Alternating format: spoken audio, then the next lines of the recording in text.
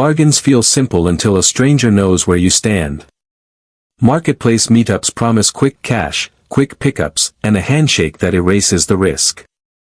These 4 allegedly true accounts all started with the same easy text, "Still available," and then swerved into the part of the story where the price wasn't money. I'll keep names changed, times exact, and the details small enough to feel like your own kitchen. Listen for the sound that doesn't belong. First story came from Leah, selling a mid-century dresser to clear space in a 1-bedroom above a bakery. She posted clear photos, named a firm price, and added the line everyone adds now, "Meet in the lobby only." A buyer named Aaron messaged at 8:17 p.m. with perfect grammar and a request that bumped her stomach. Could he see it in the apartment to check the drawers? She said no, lobby only, 200 cash, bring a friend for the lift. He responded, understood, my brother has a truck. Pickup set for 9:30.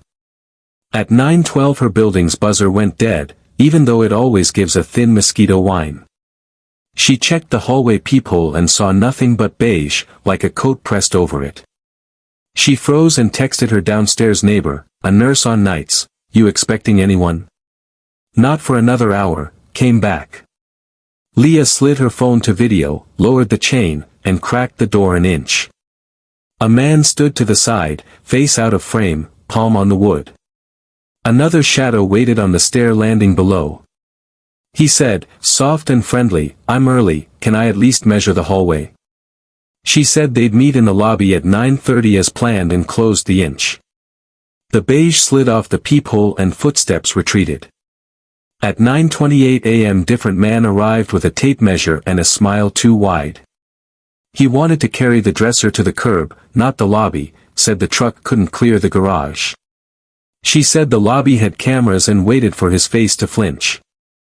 It didn't, his shoulders did. Downstairs, the security monitor showed the first man drift back through the entrance and take a slow walk past the mailboxes. Leah texted the nurse, "Call 911 if I don't reply in 2." She tipped the dresser to prove the drawers slid, the man watched her hands, not the wood. Then the first man reappeared with a dolly and asked to prop the front door because his brother was right there. A breeze touched her ankles, the street door was already ajar. She stepped into the hall like onto a stage and said, loud enough for the camera, "I'm waiting for the officers to arrive to help." Both men paused in the same split second, the way people do when a plan changes rooms. They left empty-handed, the door soft closing behind them. Police arrived minutes later. The officer rolled his finger along the latch and showed Leah a sliver of folded cardboard tucked against the strike plate, a quiet wedge. On the lobby camera, the first man had slipped it in early when the buzzer went dead. In her apartment, the missing spoon turned up on the shoe rack by the door, clean and out of place, like someone had waited there a while. She wrote later that the world shrank to the size of a peephole and a tape measure's silver tongue. Locks held, intent leaked. Second story came from Marco, selling an iPhone on OfferUp to cover a deposit. He set the meet at a police station's safe exchange zone, 2 floodlit spots pointed at a camera. At 8:08 p.m., the buyer, screen name Kareem, messaged that the glare would make it hard to check the screen for scratches. Could they pull to the station garage for shade?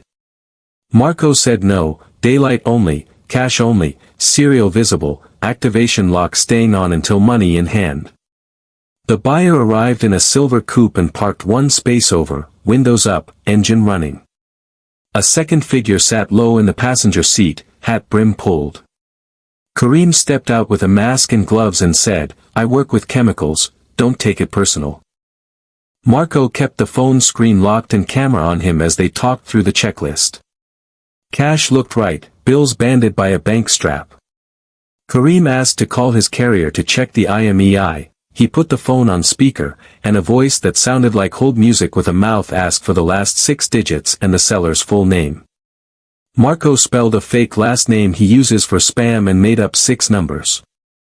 The voice said, verified, and Kareem smiled without his eyes moving. Marco said they'd finished the handoff standing where the camera could see them both. Kareem held up the bank strap again, then turned it, the bills underneath were movie money, pale and wrong where a face should be. Marco stepped back and raised his voice, "Counterfeit," and the coupe's passenger door opened. The second figure came out with a sleeve over his hand and reached, fast, not for the phone but for Marco's wrist. An officer stepped from the station door then, slow and inevitable as gravity, and the two men froze. They didn't run, they slid back into the coupe and idled out, quiet, plates covered by a dealer tag. Inside, the strap's top bill was crisp and real, the rest were practice. The carrier number, later, resolved to a cheap VoIP line answered by whoever felt like it. Marco kept the phone and the story. He wrote that the dangerous part wasn't the alley, it was the inch he almost gave them in the light. Third account starts with a free patio set and a text that seemed generous, "We'll bring tools and carry it for you." Generous turns heavy when hands you didn't invite end up on your back door. "We'll go there next. Stay with the light tonight." Third story came from Tasha, who listed a free patio set because her landlord banned grills. The post said free, U-Haul, first come, and added 3 words, lobby pickup only. Within minutes, a user called and wrote, "We can be there at 7:30, bringing tools. Do you mind if we go around back to save your carpet?" She answered no. At 7:11 p.m., a second handle pinged for the exact building letter. She didn't reply. By 7:26 the courtyard lights clicked on and stayed on. Through her blinds she saw 2 men by the side gate, one with a dolly. She texted her downstairs neighbor, a retired postal worker, "You outside?" He wrote back he'd told them to meet in the lobby. At 7:30, only one man waited under the camera. Clean jacket, easy smile, customer service voice. His friend, he said, was parking. Could they carry the pieces to the sidewalk to save time? Lobby only, cameras rolling, Tasha said. He kept the door from latching with his palm like a held breath. Her neighbor arrived and stood by the mailboxes, reading the room out loud. How much do police charge to escort pickups from private lots, he wondered to nobody. The smiling man asked to use the bathroom real quick. Gas stations on the corner, she said. Through the glass she watched a second man slide down the side path toward her patio door. She raised her phone, said clearly, "I'm calling the office to buzz security." Her neighbor let the door click metal on metal. "We'll come back later," the man said, and left empty-handed. Outside, his partner reappeared with his hands in his pockets and his head down. Back at her unit, the slider's screen bowed fresh near the latch, like a thumbprint. On the gravel, a lone strap curled like a shed snake. Footage later showed one of them testing the slider before ever messaging her. The dolly wasn't for weight, it was for leverage. Tasha sent one line that felt like a manual, "Never confuse helpful with harmless." The fourth came from Owen, selling a barely used laptop under the grocery store's safe exchange sign. The buyer, Ray, agreed to daylight, cash, and no second locations. At 4:03 p.m. he parked nose out, camera facing the spot, and texted his row. Ray arrived in a dark sedan with a temp tag and an empty car seat in back. She smiled, checked ports, charger, battery health, and cycle count like she meant to buy. Only then did the curve arrive. Could she log into her email to test a PDF? Use this guest account, Owen said, no personal logins on my machine. She opened a browser and typed a cloud URL misspelled by one letter. The box looked clean, a submit flicker, a small frown, weird, maybe blocked. Owen noticed a second car ease nose to nose with his and a driver texting.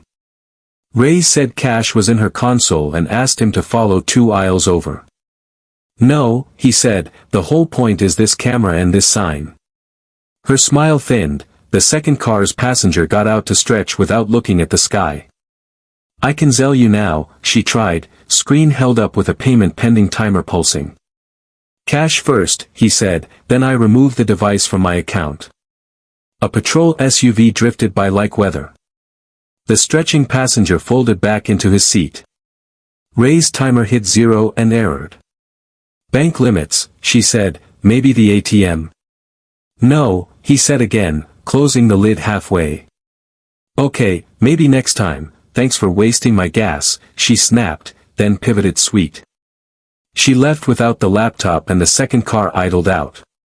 Owen parked in a different lot and checked the guest account's history. Within minutes, a foreign IP had tried to use it, and a browser extension had appeared. He wiped the machine and kept the sale for another day. Later he wrote that safe zones only work if you plant both feet in them. That evening, the buyer's account messaged again from a new profile, offering $50 more. The grammar shifted, the punctuation changed, and the profile photo blurred. He reported both handles and learned the city had flagged similar plays all month. Pairs arrive, one pressures at the window while another waits to pounce on doubt. If you move, they move you, a sergeant told him at the desk. We design the lot so staying put is easier than being polite. Owen changed nothing about his rules after that, just the part where he apologized. Here's what all 4 nights share, even though the faces and apps differ. The risk didn't begin in the parking lot, it began the second someone asked for an exception. Change the pickup spot. Step just outside the camera. Open a door for a tape measure. Log in, just for a second. Count the little asks and you can count the exits closing. Leah's lock wedge, Marco's fake carrier call, Tasha's side path, Owen's lookalike cloud page, they were the same sentence wearing different nouns. Rules feel silly until they're the only thing standing between you and a new story you'll regret telling. Daylight. Cameras you can point to. No home addresses. Lobby only. Station only. No second locations. Cash you can feel. Activation lock stays on until you're sure. Never, ever, type anything on a buyer's device, and never let a buyer type on yours. Keep someone on the phone. Say what you're doing out loud, for the mic and for yourself. If someone insists on saving you time, let the clock run. If they offer to be helpful, let them be harmless somewhere else, in a different lot, another day, or never. You aren't rude for making a stranger follow your rules. You're making it home. That's the only deal that counts tonight. Keep the light, hold your ground, and let the bad bargains walk away empty. Bring a friend, and trust the smallest wrong feeling.